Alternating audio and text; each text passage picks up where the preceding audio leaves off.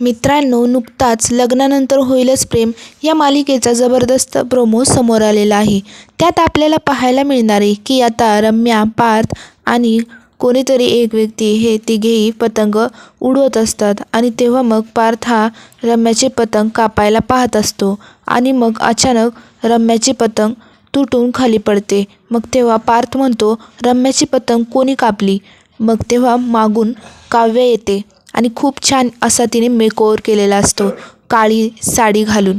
तर मग ती येते आणि म्हणते, मी अरे आऊ ना फिर, असं काव्या मस्त जोशमध्ये बोलते आणि मग ती पार्थकडे येते आणि तेव्हा पार्थ हा टक लावून तिच्याकडे पाहतच राहतो. कारण काव्या ही इतकी सुंदर दिसत असते की त्याला समजतच नसतं काय करावं.